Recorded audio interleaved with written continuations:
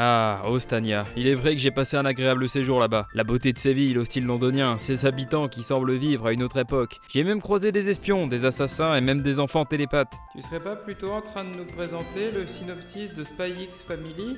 Non, et de toute façon, c'est Spy Family, pas Spy X Family, bordel de merde.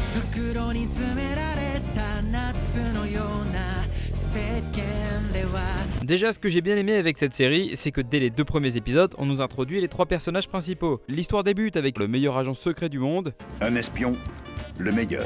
Enfin, le meilleur. C'est pas à moi de le dire. Et à l'heure actuelle, on ne connaît toujours pas son nom, mais il possède tout de même un petit nom de code, Twilight. Et je suis désolé, mais avant d'aller plus loin, avoir choisi ce nom de code, c'est autant de mauvais goût que la saga du même nom. Je sais ce que tu es. Dis-le à voix haute.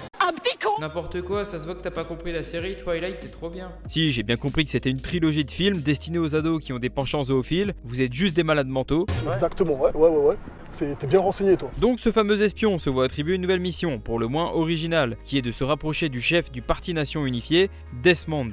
T'as pas une gueule de porte-bonheur. Et pour ce faire, notre espion va devoir aller jusqu'à simuler une vie de famille, et faire en sorte que sa fille intègre l'académie Eden. Tout ça dans le seul et unique but d'avoir une chance qu'elle fasse ami-ami avec le fils de Desmond, sauf qu'il y a un souci. Twilight, il a pas d'enfant. Vous avez donc une semaine pour vous préparer.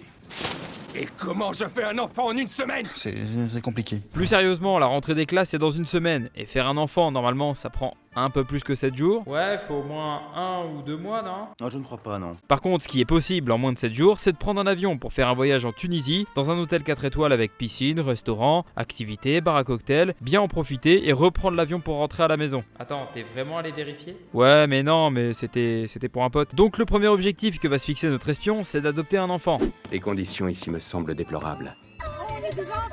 Évidemment, il choisit le seul de l'orphelinat qui est doté de pouvoirs psychiques. Pour qui, pourquoi ? J'en sais rien. C'est elle que je choisis. Et pour les formalités ? Je me baisse, c'est la vérité ! Si tu veux. Peggy 18.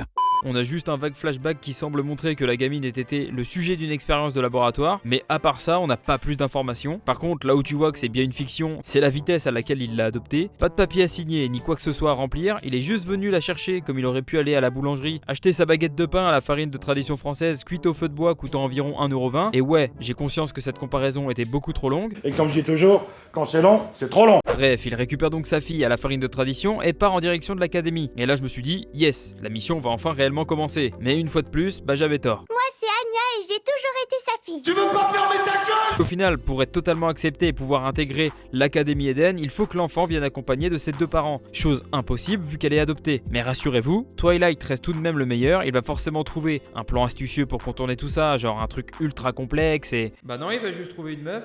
Veux-tu être là pour qu'on s'aide ?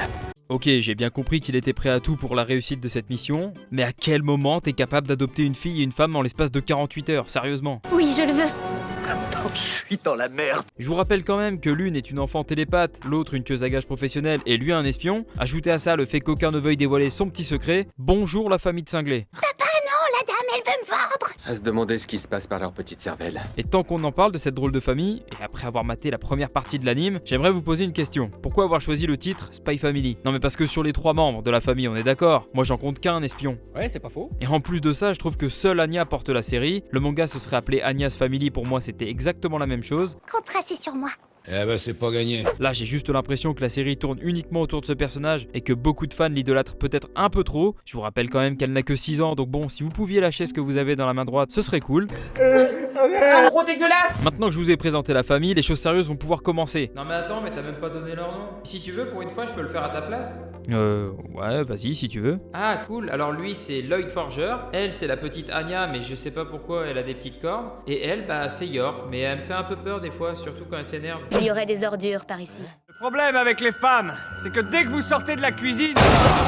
C'est pour faire le ménage. Donc je disais, les choses sérieuses vont enfin pouvoir commencer. Ils vont se pointer à l'académie et vont vite se retrouver dans le collimateur du jury. Il y a même un examinateur qui ne va pas les lâcher d'une semelle. Mais bon, après avoir déjoué tous les pièges, notre petite famille en apparence parfaite va réussir à y faire entrer Anya. Et à partir de là, va commencer la deuxième partie du plan, qui consiste à se rapprocher du fils du directeur. À partir de là, on va suivre les péripéties d'Anya durant sa scolarité et sa quête pour obtenir les Stellas, qui sont entre guillemets synonymes de bons points. Je sais bien que parmi vous, certains n'ont pas connu les bons points à l'école, mais en gros ça consistait à récompenser les enfants qui avaient bien fait leurs devoirs ou les exercices en cours. Moi personnellement j'en avais strictement rien à foutre, j'aurais préféré avoir des stickers Pokémon que les putains d'animaux de la ferme. Ah, bien joué Dimitri, tiens voici un bon point. Je vais t'étrangler. Mais bon, pas le choix, la petite Anya Forger va devoir les récupérer, ces fameux bons points, si elle veut un jour pouvoir faire partie des Imperium Scholars. C'est littéralement l'élite de la crème des meilleurs, mais ça ne sera pas de tourpeau pour la petite fille, ainsi que pour Lloyd, car lui, en plus de la mission principale, devra également réaliser d'autres missions en parallèle. En tout cas, s'il y a une chose qu'on ne peut pas reprocher à notre jeune couple, c'est d'être patient, parce que supporter un gamin turbulent, ça va bien 2 minutes. Oh mais oh! Comment tu parles de ton père? T'as pas honte? Qui c'est qui t'a nourri? Jamais moi je parlais comme ça de mon père, jamais! Moi mon père il était charron, et je peux te dire que ça filait doux, hein. Et les gamins pareil! Moi, à leur place, je l'aurais abandonné au fond d'une ruelle toute crade, derrière des poubelles suffisamment grandes pour que personne ne fasse l'erreur de la recueillir à nouveau.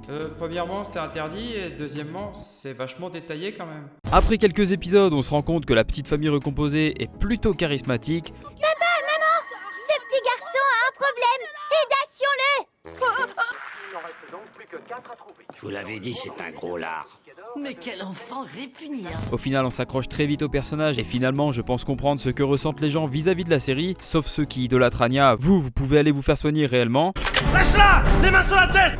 Vous êtes vraiment un grand malade. Et ce qui m'a plu dans cette série, c'est les petits moments de suspense. Vous savez, c'est un peu comme quand vous aviez une sale note à l'école et que vous ne saviez pas si votre daron allait vous enfermer ou non dans la cave. Attends papa, j'ai pas eu 3 sur 20, je voulais dire 17. Et puis honnêtement, je me demandais si l'anime arriverait à nous faire ressentir les mêmes petits moments de tension qu'on a dans le manga. Je pense notamment au fameux passage de la rencontre entre Lloyd et le frère de Yor. Alors oui, on se doute tous qu'il ne va pas se faire démasquer dès le début de la série, mais il y a quand même cette petite curiosité qui nous pique pour savoir comment notre espion va réussir à s'en tirer. Je vais essayer de trouver un petit lièvre pour ce soir parce qu'il commence à faire faim. Et qui voudrait manger ce que t'as touché, pauvre type? Yuri, tu fais peur quand tu es nerveux. Tu pourrais te détendre un peu.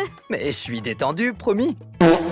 T'es sérieux là? On notera aussi que parmi toutes les aventures qu'Anya va pouvoir vivre à l'académie, il y en a une qui m'a particulièrement fait rire, et je pense que vous aurez également la rêve si je vous parle du match de balle aux prisonniers. Easy to Hunter Hunter, référence. Déjà, le fait qu'il y ait dans l'équipe adverse un enfant de 6 ans avec la carrure de Dwayne Johnson, ça me termine, mais en plus de ça, les scènes en référence au légendaire match sur Grid Island semblent être totalement assumées. On aurait même pu mettre l'OST dans Spy Family, que ce serait passé crème.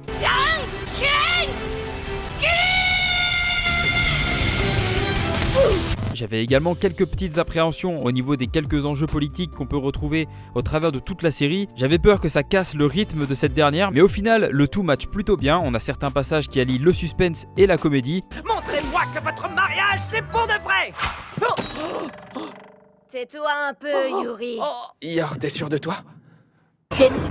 Dans l'ensemble, l'animé dégage une certaine harmonie et véhicule la bonne humeur, ce qui ne sera clairement pas le cas dans le prochain résumé en mousse, croyez-moi. Une fois de plus, j'espère que ce petit résumé vous a plu et je ne vous retiens pas plus longtemps parce que je sais pertinemment que certains d'entre vous n'ont pas fini de jouer avec leur main droite.